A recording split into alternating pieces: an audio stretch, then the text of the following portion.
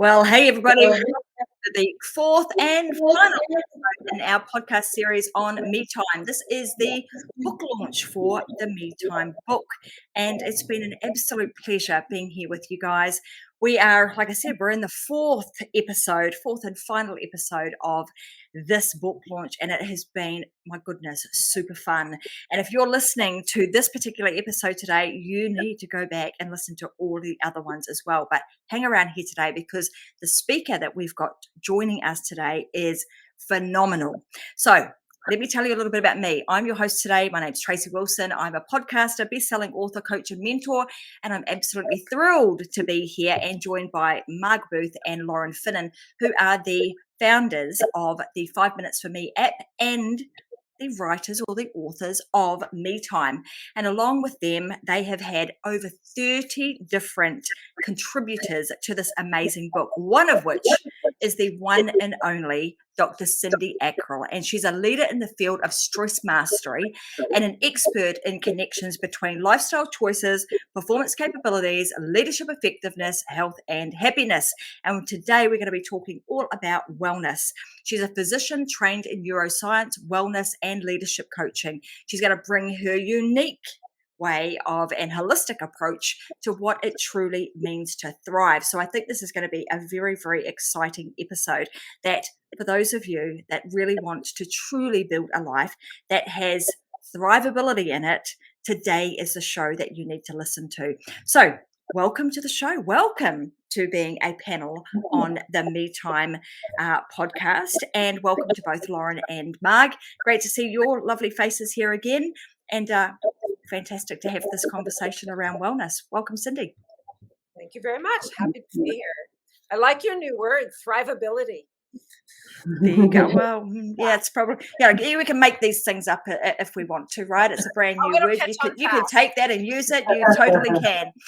Well, let's get stuck in. And I'm really curious, firstly, for everybody to learn a little bit more about you, Cindi, and for you to tell everybody why you're so passionate about wellness and, in particular, stress management. Oh, sure. I started in medicine years ago. I won't tell you exactly how many. And it was very clear that even the process of learning medicine wasn't healthy and that it was so disease oriented. And I kept thinking, well, why don't we wait till somebody has diabetes to tell them how to eat? Why don't we think about how to eat so we don't get diabetes? It just didn't make sense to me. So I immediately had a wellness orientation as I went through that. And I continued to be really interested in it for a variety of reasons. I wound up working in applied neurofeedback, which was super fun because it's like looking under the hood to see what's going on in your brain during different things, and learned that the brain needs certain things to operate well. And for some reason, we've created this society where our business practices and a lot of our daily practices really undermine our being healthy. And it's not sustainable. And of course, we have proof of that now. It turned out to not be sustainable for me. Being a high achiever, I was one of the first to burn out in my medical class. It's not a claim to fame, but long before anybody knew what to do about it. So I cobbled together all these different experiences I've had, thinking, how do we help people accept that life has tons of challenges and that we have certain needs that need to be met so that we can be at our best and find health and happiness? Isn't that so fascinating that, you're starting in the medical field and realizing, this is not really about, wellness here. This is about, how do I help somebody overcome some disease, and almost at the point where it's like having the hospital at the bottom of the cliff when they've Right. already jumped, they've already fallen off. So it's like, how can Mhm. we prevent them from falling off the cliff in the first place? And then, interestingly enough, that being that high performer, finding yourself in a situation where you actually were in burnout and stress yourself, which has obviously led you to the point where you're like, Mhm. I need to do something about this. I actually want to focus my time and energy in helping people avoid what I've just been through. So I think that's, I mean, and often those that are doing this sort of thing, actually helping people because they've been through the situation Mhm. themselves, are coming from the best possible place because you've been there, you've experienced it. I'm curious to know, like in the wellness space, what are some common misconceptions about wellness that that you're aware of, and how can we go about reframing those so that we can understand and we can better support our overall health and well-being? Well, firstly, we originally thought that wellness was absence of disease, and that's so not true. We can ask for so much more than the absence of disease. It's not just how long we live, but what kind of life was it? Were we happy? Were we healthy? Did we feel vibrant? Did we feel connected and have meaning? That's really one of the most important drivers for human well-being, feeling like that we have purpose and meaning to our lives. So I think really looking more holistically at what makes us thrive and then filling in the gaps where we might be missing something and keeping our attention on the bigger picture. Mm. It was really interesting that you should say this. Actually, I was looking at a study a few months back, and this company had done this big study on what makes people tick, and what do people value in their life. And you brought up a couple of things. One was connectivity, being connected to others, having this sense of belonging and a sense of well-being. I mean, they're all top things that people are actually striving for, and it doesn't matter where you are in the world, those things are relevant. That's what we as a human being want and thrive for. The other thing that I think is really interesting about what you're talking about here is having that level of vibrancy. So it's not just that we lived or we existed, but that we were thrived, we were vibrant, we were well connected, we had a good sense of well-being about ourselves, and that is what you're saying now is that's important. And how do we now, based on what you've learned and the work that you've done, what sort of things can people do that helps them to live a life that's full of vibrancy, where they are connected and they have this well-rounded sense of well-being? That's a fabulous question. And it's multi layered. I think first, so many of us are so stressed out and so worn out because managing stress takes a ton of energy that the first step for a lot of people is just getting some energy back. And your physical energy, like, are you sleeping? Do you get enough to drink? Is your nutrition decent enough to make your cells happy and your brain happy?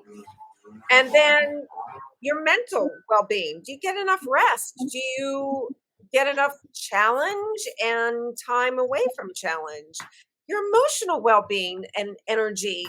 Do you have the energy to control your emotions, to create positivity where you need it? And I don't mean being like fake positive, like everything's fine. No, I mean like really genuinely having an optimistic outlook in life. And then your spiritual energy, which is that feeling of connection. Are you getting enough time with the people who matter to you? Do you feel connected to what you're doing? Do you feel connected to the bigger picture? So just looking first at those four energies and maybe you could make them better in some capacity with just tiny tweaks. And I think that's a really important point in seeking well-being, because a lot of us think, oh my gosh, there are so many places where I'm missing here. I need to do so many different things. And really, if you just start to tweak tiny little things in your life, it adds up to getting to the direction you want. So after you're energized, I think it's important then, when you have your wits about you, to actually take some time and think about what you need, what you want, what's of value to you, and what do you want to add meaning to. We don't take time to do that. And that's so sad because it's critical. It's like getting a GPS that helps you make all the other decisions in your life. So important. Mm. Absolutely. And so when you've broken this down into sort of these 4 different components, like what can someone do? So if they're wanting to get a level of all-roundedness, so I want wellness, but I'm wanting to get balance across all 4 of those areas of life. What sort of things can somebody do to, I suppose, do a bit of a test and measure as to where are they right now on each of those 4 levels? That's a great way to approach it. There are lots of different instruments out there and things you can do. So a lot of them are like a wheel of wellness. You can find them on Google and sort of look at the different parts of your life and say, I feel good about my relationships, but I'm not feeling good about my career path. I feel good about one part, but I realize my self care is suffering right now and I need some more self care. And then brainstorm, what are the things you could do? And start little and start with the things that you feel kind of excited to do. There's some energy behind them, a little motivation. They feel doable, so you're going to be successful. Because if we're not successful, we give up. Our brain loves success. So, really starting piece by piece and brainstorming. One thing I'll do with people, I'll take a paper plate and write down everything that's draining them and then everything they can do to, on the bottom of it, to support the energy that they're spending. Look at where it's not out of balance and then go from there. I love that concept. It's almost like what's on your plate, right? And by putting it all on there, it's like you're looking at it from that perspective. But the other thing I really liked about what you've said here, because I think we have a tendency to say, well, give me the recipe. Right. So I'd be saying, Dr. Cindi, what are all the steps I should take? And then somebody would be expecting that you would give me all the steps and off I go and I do those. But often people don't. And what you're saying here is you're getting them to put everything down on this plate and now say to themselves, giving them, putting them in the driver's seat and self-responsibility on, so now what can I do? What can I do that's going to make a difference or move the needle in whatever area of life, that they want to focus on? And I think that's a really beautiful thing because more often than not, it's, give somebody a recipe for something and expect that they're going to go away and follow it. But what you're actually doing here is you're teaching them a skill, teaching them a strategy of what it is that they can do so that no matter what situation they're in, they're able to apply this because they've learned the skill set associated with making the change that needs to be made. I think that's an important point, that we are in a world where we keep looking externally for the answers. And so often the answers are inside of us. Now, that said, if you're not sleeping, let's start with that. Because you need sleep to have the energy to do any of this. Absolutely. When I'm curious to know, when you did that study, you sort of went into the neuroscience and you were trying to understand, all of these different facets of the brain and how it works and what impact it has. And then you went down the path of, nutrition and hydration. And earlier you mentioned, my nutrition and the drinking and my mental state and everything else. What did you find, what was the outcome of that research that you did around nutrition and hydration? And what part does that have to play in somebody's overall well-being? We just have basic needs. We wouldn't, we are always sure that the battery is charged on this. We don't keep well with our own battery. And I held up my cell phone. We have to be hydrated. Our cells have little energy compartments in them, mitochondria. In order for those mitochondria to make us more energy, they need the components. They need the enzymes. They need the proteins. They need the parts to make us work. So we do have to do some of the basics. They need breaks. We need on and off. So some of the basics we just have to figure out how to meet. And actually, in our society, I know during the career path I took, we're rewarded for ignoring those needs. I'll get a drink, but really just 20% dehydrated and your brain is not functioning as well. That's tough. And you don't Isn't that realize it. Yeah.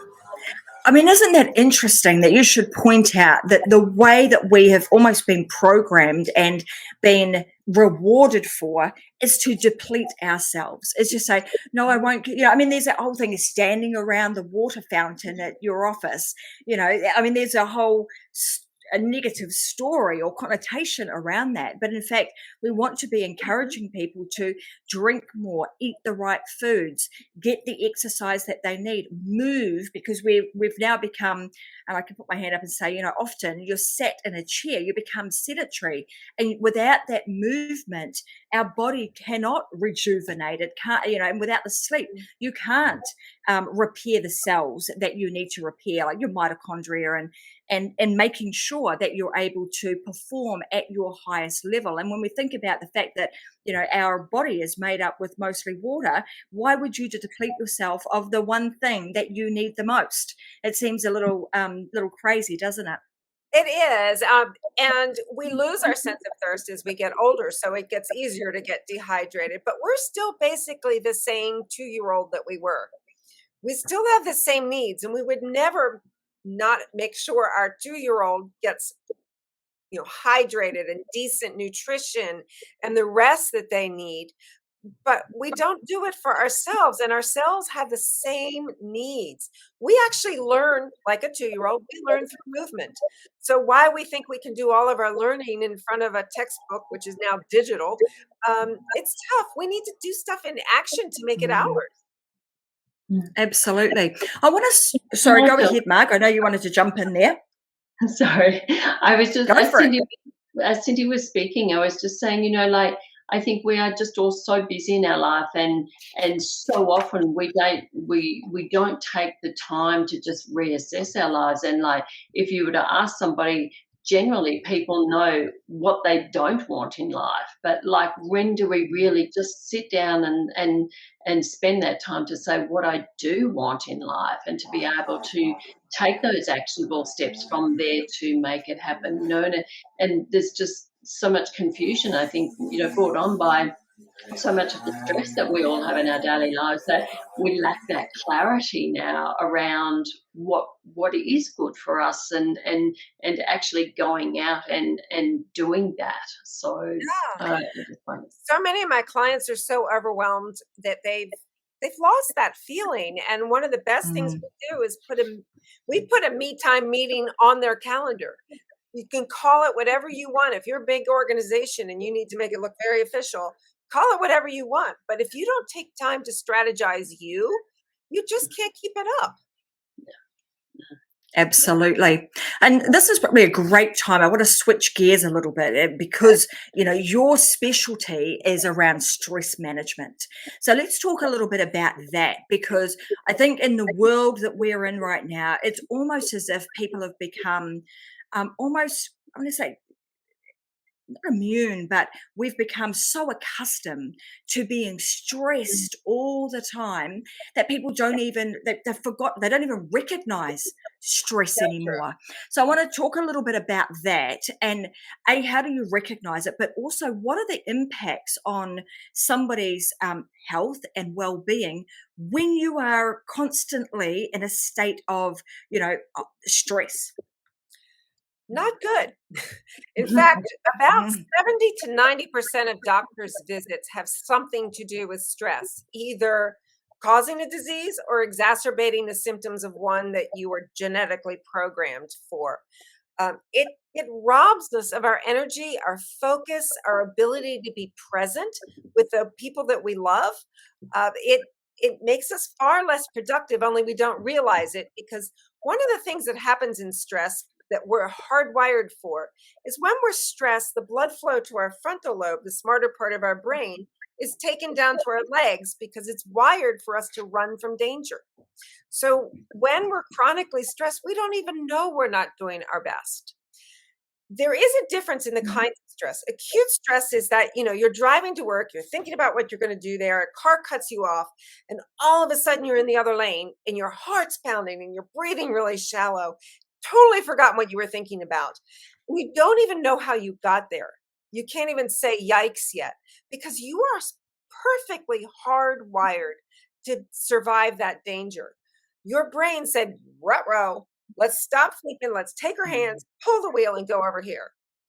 Isn't that cool? But we were designed for that to happen, followed by a recovery period. Now, that the initial acute stress was our sympathetic nervous system. Most of us have heard of that fight or flight system. We also have another aspect of that nervous system called the parasympathetic nervous system, which brings us back to restore and rest and rejuvenate and replenish those cells, figure out what's going on in our immune system that needs to be adjusted, maybe kick out a cancer one. So when we're not getting enough of the balance of the rest between the stressful times, we're in chronic stress, and all of the other body functions that we have that keep us healthy don't work as well. Our gut doesn't absorb nutrients as well. Our immune system doesn't scavenge as well and kill the bad guys. We're more likely to get sick. All of those things happen, and we just don't think as clearly. I mean, if you think back, I can think of lots of times in my life where I've done some pretty dumb things when I'm stressed. We're not as smart. So it makes sense that this chronic state we're in is adding up. Now, you mentioned that we don't know it, and that's because one of the jobs of your frontal lobe is self-awareness. So we're even not that self-aware, and we're so used to being revved, we don't realize it. I'm actually grateful that it came to a head in the last few years. And trust me, I am not grateful whatsoever for a pandemic. And so sorry for everybody's losses. But for some reason, one of the silver linings is that people all of a sudden had permission to say, I'm stressed and I'm burned out. And companies are now discussing it and talking about, well, okay, maybe we need to adjust how we're doing this. And maybe we need to figure out how to keep our biggest asset, our humans, viable. Absolutely. So, I mean, it's interesting that you would say that because that's actually how the whole 5 minutes for me concept came about was, through the pandemic and just Marg having to switch gears and do something different and think about, where does she need to take this business next? And that was one of the outcomes of that. But what's interesting here is that when we're constantly in this state of stress, and like we talked about, some people don't even realize they are there. They don't realize that they're in this heightened state of stress. How do we become more self-aware, and what can we start to do about it? Teeny tiny steps. Really, I mean that. You're slowly adjusting something and downshifting. If you've been driving really fast on the highway and you get off on a small road, doesn't it feel really slow? Even though it didn't before you got on the highway. So we've got to adjust ourselves just in little bits. One of the best ways to start is with breath work. Really, 1 to 2 minutes or 5 minutes on me time, but 1 to 2 minutes of breath work pulls up that parasympathetic nervous system and starts to train you back to figuring out what neutral is for you. So just bringing your breath down to your belly, a nice slow, deep breath down to your belly, letting your diaphragm go down, actually sends signals back to your brain, back up that nervous system, saying, it's okay, chill, let's things reset themselves. But we have to get used to it, and we have to practice it and train it. Just the way we trained ourselves to ignore it, we can train ourselves to bring it back again. And the small steps to do it. Yeah, tiny steps that make a big change, right? So it's bringing that to our forefront, realizing that, okay, I'm in a stressful situation. Now, how am I going to respond to that? What small thing can I do in this moment that can make a change? I wanted to also talk about the impacts of, I suppose, exercise, because we've talked about the sedentary lifestyle that a lot of people are falling into, particularly, I'm going to say, after the pandemic. Lots of people working from home, so we're sat at desks for long periods of time. What impact do you see exercise having on one's overall well-being? Movement in general is awesome. Exercise is great. And it's funny, when I first started doing this before we were Zoom living, I was also worried about the people who over exercise, like the type A person who's going to do 12 marathons this year. That's not what we necessarily need to be doing, but bravo for them. We just need more movement in general. Yes, some of that movement needs to get our heart rate up, because that's really good to exercise our heart muscle. But some of it needs to build flexibility. Some of it needs to be plain old fun, because your brain actually likes fun and it grows. But whenever you exercise, the chemicals in your body change and respond to the demand of exercise, and actually sprinkle miracle grow on your brain. I mean, it's awesome to move. So walking meetings, it makes people sick if you're on Zoom. But when you get off of that call, get up, walk, get outside. I love to have people come up with sort of triple plays. Triple plays mean you're getting 3 benefits out of one activity. So taking a walk with your family after work outside gives you the benefits of being in nature, which we know is calming. It gives you connection with your family, and you're moving. Those are the cool things that you can start to sneak into your life. It's really sneaking in the self-care, and then noticing how you feel afterwards. You're going to crave more of it. That's absolutely true. For us to be able to incorporate those sorts of things into our daily life. And it doesn't have to be anything that I've got to go and do some strenuous activity at the gym. It's just incorporating the small things, getting outside, going for a walk, taking the dog, taking the kids, whatever it is, jumping on a bike, and just incorporating that into our daily life. Before we wrap up today, I want to ask you a couple of questions about the segments that you have created for both the 5 Minutes for Me app and also the book. So tell us a little bit about those, and why did you create them? Because you only had 5 minutes to create some amazing things to put inside of the app. Why did you choose the subject matter that you chose for your 5 minute segment? It's always fun to put a 3-day course into 5 minutes. Uh-huh. Because I think it's time that we realize that we're humans, and there's some rules to being human. There's some ways that we work best. I learned them in medicine, and we all used to know them. We know them if we're raising a child. We know them if we put somebody into the team in high-level sports, but we're not applying them to ourselves. So learning how you work best, what motivates you, these are really, really important things.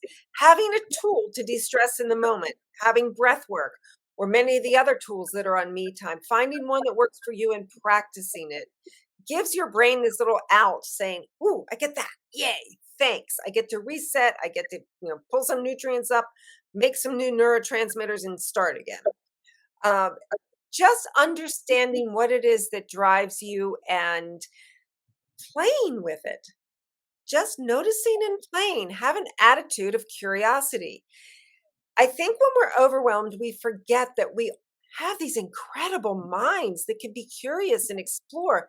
And we're amazingly adaptable when we put our minds to it. So getting curious, first of all, takes away the overwhelm and puts us back in a little bit of control. And brainstorming what we can do ramps up our minds even more, to the point where we can get creative and figure out, okay, I may not be able to do everything I want to do, but what can I start to sneak into my life? And what's the benefit of that?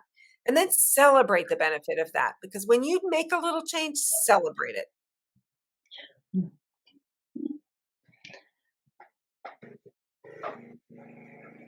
Absolutely. It's all those little things that we have to just take some time to just celebrate all of the milestones and celebrate our successes, because often we don't do that either.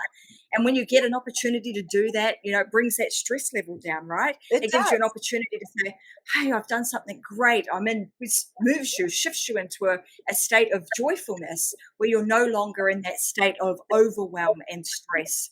I want And to the ask, cool thing about that is, sorry to interrupt, but the cool thing no, about that go for it. is success, celebrating our success actually wires your brain for more. Yeah.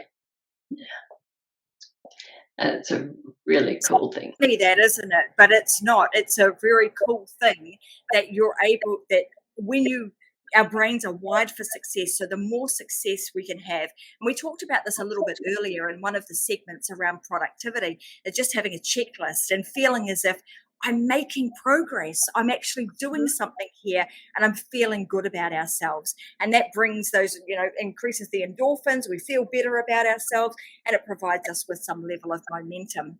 I want to hand over to Marg for a moment, and I'm going to get Marg to just talk a little bit more about the app and the book, and the importance, and particularly the importance of now, and why someone should take the time, just 5 minutes, to actually utilize both the book and the app, and what benefit that can bring to their life.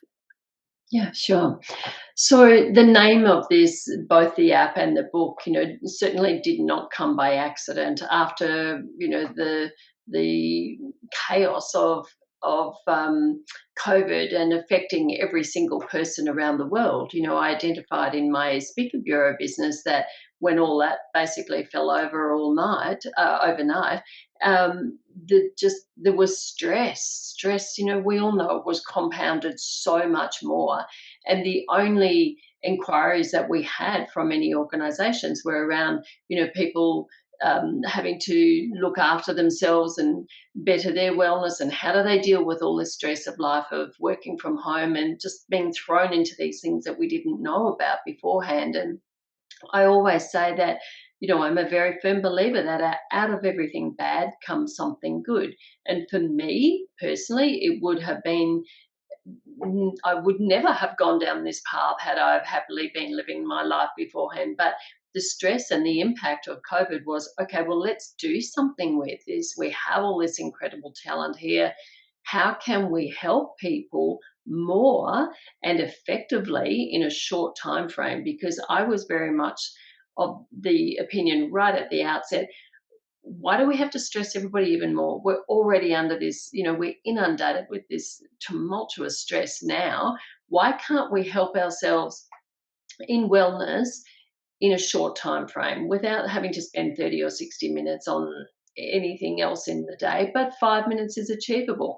And so being able to listen to an audio for 5 minutes while you're getting dressed in the morning, or making a coffee, or having a cup of tea, or just going outside for a walk and listening to them, to reset ourselves and to help us to move forward and have better, more productive days, and just generally to try and change us both in mind and in body, to listen to some of these incredibly amazing talent. And part of that with the audio was then to put it into the book, that it can, we can have a nice coffee table book, or we can just go and sit outside and have a cup of tea and sit in the sun for a little bit, and just take those 5 minutes, they're 5-minute audios converted into 5-minute reads in the book. And with that as well too, just having the variety and the diversity amongst all these talented presenters that are in the book, for me it's about, don't go looking to the book for something. Open the book, and whatever is going to jump out at you, maybe that's just the universe helping you out for that day to say, this is what you need. And it might just be a chapter, like Cindy's talking about, just breathe, and the impact of those couple of minutes of just taking those breaths of what it can do to us to help improve us mentally and physically, can just be such a big impact on us all individually. And so, with all of this, I hope that people can just afford themselves, the 5 minutes for me, for me. Think about that. It's for me. And then hence the name for the book is called Me Time. So you know what? It's okay. it's okay that we step back from the stresses and just take those few short minutes to help ourselves with some me time. Thank you, Marg. I mean, both the app and the book enable people to do that. Just gives them the tools to be able to sit down and actually take some, just 5 minutes for themselves. So I want to say thank you very, very much for Dr. Cindi being here today and sharing her expertise, and both thank you and Lauren for the amazing work that you've both done in putting these together. So I want to say to everybody else, for those of you that are listening today, that's a wrap on our final episode on wellness and also stress management. I want to say thank you very much for being here, and I look forward. I think out of this, I think we might have just sparked some interest in doing an ongoing podcast. I'm just going to put that out there. You just never know if this might transform into something like that. I want to say to everybody too that if you have found this episode intriguing and interesting yourself, then you want to make sure that you share it with others. Take this episode, share it with your bestie, and make sure that they too get to hear the amazingness of Dr. Cindi and what she's had to say today. But secondly, make sure that you go away, get yourself a copy of the book, which is going to be released on the 18th of April, 2023. It will be available in Amazon, so you'll be able to head over there and grab yourself a copy. But also right now, today, you can go over and download the 5 Minutes for Me app, absolutely free. Check it out, and I'm sure that you're going to absolutely love it and want to be a continued user of the 5 Minutes for Me app, and making sure that you give yourself just 5 minutes of quiet time each and every day to work on yourself. All right, guys, I want to say a huge big thank you to everybody. Until next time, make sure that you give yourself just 5 minutes because you absolutely deserve it.